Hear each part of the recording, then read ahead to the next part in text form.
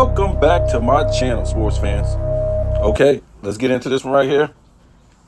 If you haven't heard, if you've been sleeping under a rock, haven't read the newspaper, haven't looked on the sports networks, haven't looked on sports media, YouTube or Instagram, or whatever sports outlet you get your sports from, Bronny James is trash.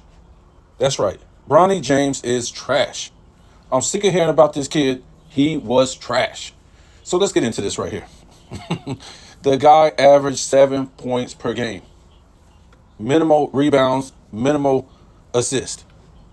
We just heard the other day the scout seen him at the combine. He is now listed at 6'1". Every roster he was on, he was listed 6'4". So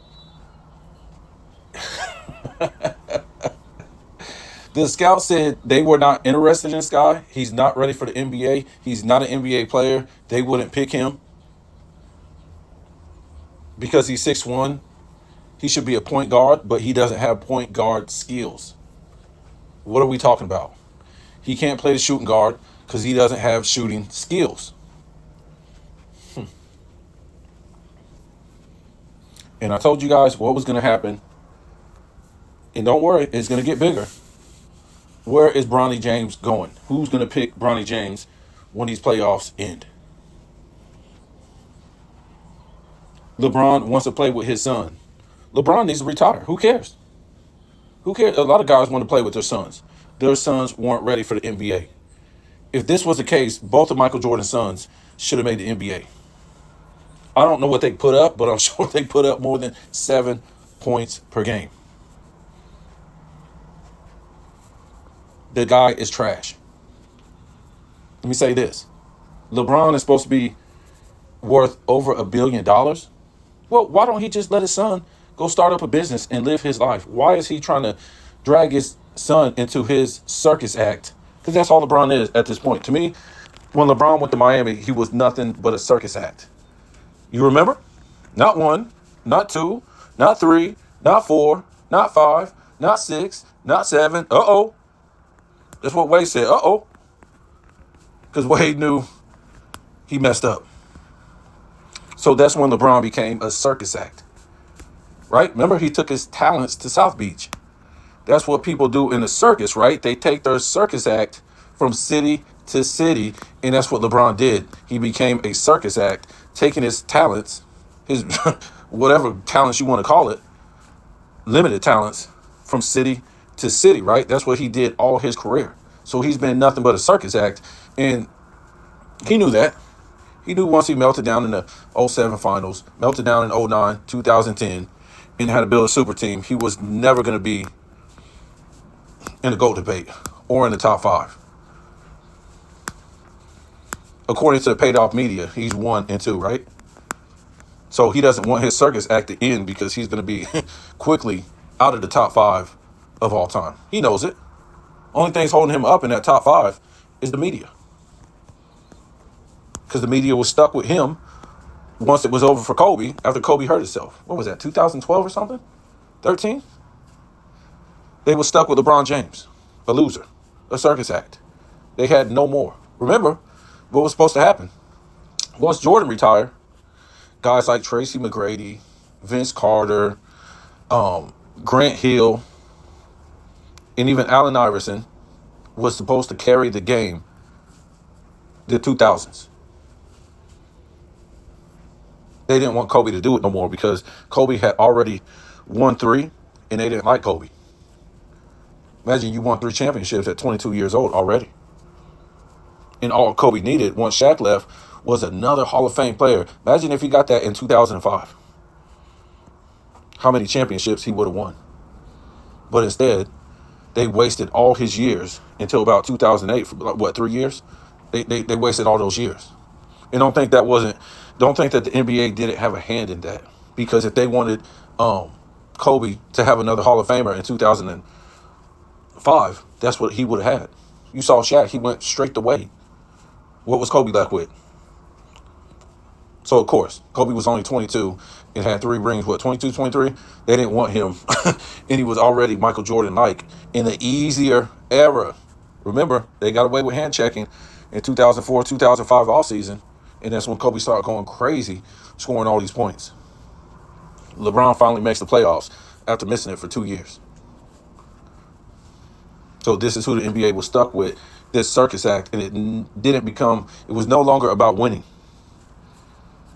It was just about a circus act and entertainment. Bunch of bullcrap. And this is where we are right now, trying to get his son in here to play with him, a 4-6 loser. Just got gentleman swept. Year before that got swept. The year before that didn't make the playoffs.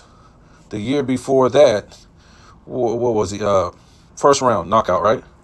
So why does this guy deserve to play with his son? And if he deserves to play with a son that only averaged 7 points a game, then all these NBA players today should get a chance to play with their son.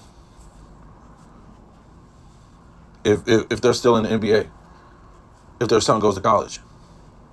This is a waste of time. Waste of time. They could be talking about other top prospects. Talking about this guy might go in the second round. Second round for what? Is this how weak this NBA is? Michael Jordan's sons could average 7 points per game and couldn't even get on the roster? Let this man go spend his billions. Yes, it's his dad's money, but give this guy money to start up a business and go live his life, because obviously basketball is not his life. Just like Michael Jordan's sons, just like Scottie Pippen's sons. A lot of these guys came up different than their fathers. Their parents came up with more heart, more grit, more toughness, had to develop great skills against other great players, had more determination, had a reason, coming out of nothing, to be great basketball players and make it to the NBA. These silver spoon kids that come behind their NBA fathers do not have those same qualities. They don't. I mean, it's just crazy how their fathers could be this great and they're not even good. Good is making the NBA. Great is being an all-time NBA player. They're trying to rush this guy. What's the rush? What's the rush? Remember all this one and done stuff in college? And you want to skip college skip college and go to the pros? Because most of these kids come from tough backgrounds. They grew up poor. They want to change their lives and have money and take care of their families. So what's the rush for Bronny James? What's the rush? What's the rush? You know what the rush is? Because, they try to make it look like, because he had a heart problem. Maybe he didn't score that much and blah, blah, blah. So they don't want to put him back in college. And then we'll see how good this guy really is on a full year. And him be trash again. They don't want us to see that. And of course, we got to deal with this circus act. It's not about his son, really. It's about LeBron. I mean, this guy's got over $1 billion. What else do you want? Does this guy really have $1 billion? You got to question that. Why is this guy still playing? If I won $1 million tomorrow, I won't be working at my job. For what? I'll be trying to start up a business. Be trying to do something. This guy's got over $1 billion, supposedly, and still playing? Wow. Still playing, still losing, still crying, still flopping, still not playing no defense.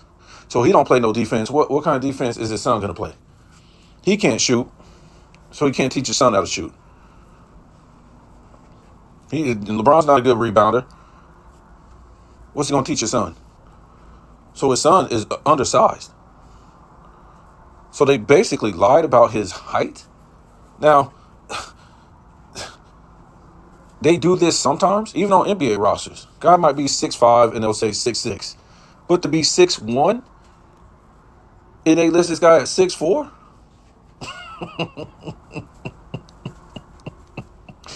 Oh, boy. I just don't know no more. I don't know anymore. The NBA is finished. The NBA is finished. And let me tell you something.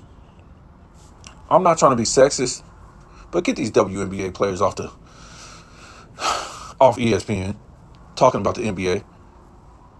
Nobody wants to watch the WNBA, and you want to come over here giving. I don't know if I want to say.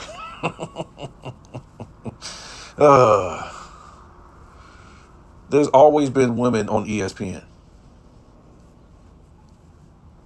But I'm not with this whole WNBA stuff, and it's getting to where, you kind of feel like they're on here because the WNBA sucks. And they work they work in the WNBA in different facets, and now they're coming over to the NBA. So I feel like they're working on ESPN on purpose to make us care about the WNBA. Have their faces on ESPN, First Take, and all these pregame shows. It's just horrible. I'm not digging it. To me, what it is, it's just cheap labor. Cheap labor. And we're never going to care about the WNBA. We saw what happened to Caitlin Clark, her second game, breaking it up. What'd they say? Oh, man, that was her first game, man. You can't say that, man. 10 turnovers, man. It was her first game. Second game was even worse. Less points. I think she was 1 for 7 from 3. I don't think she had that many turnovers. But the simple fact is, how they promoted her was wrong. Because basically, when you look at what she did, she lost back-to-back college championships. I just never known anybody who did that was a great player. Maybe you might want to tell me. Back-to-back college championships she lost. So she basically is nothing but a gunner that can put up points. And now that she done got in, she started playing with some thoroughbred, real women. She getting smoked. She's getting smoked. I mean, we used to see this all the time in the NBA, right? When guys used to come out of college, they used to talk about how good they was, blah, blah, blah, white or black, how good they were. And then they got to the NBA, and they got suffocated. Suffocated. Because now, guess what?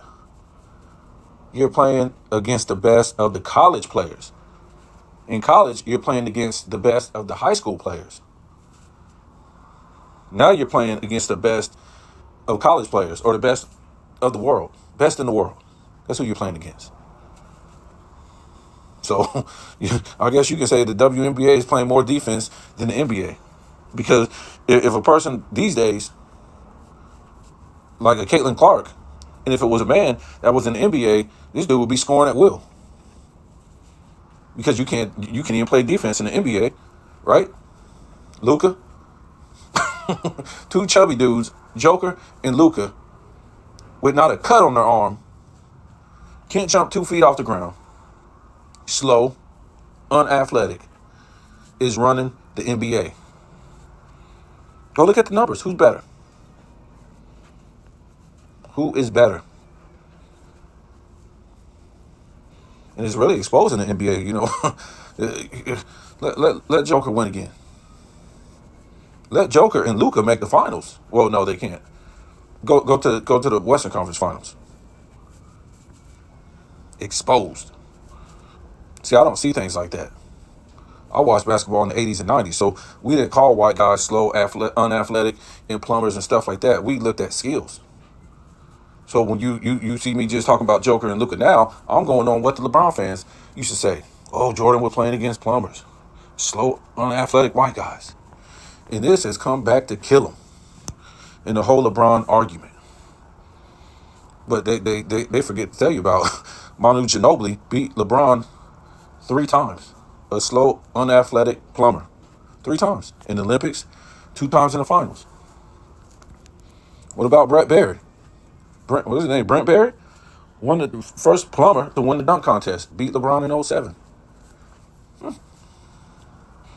So I'm glad skills and fundamentals is coming back to the game. Because to me, I really haven't seen that much athleticism since the 90s, really. For position. Power forward, center, guard, point guard, shooting guard, small forward, whatever. That's where all the athleticism was back in the 90s. But it was fundamentals too. But if you're not that athletic, guess what you got to be now? A great fundamental person, player. So that's it, man. I just had to talk about this Bronny thing. Tell me what you think.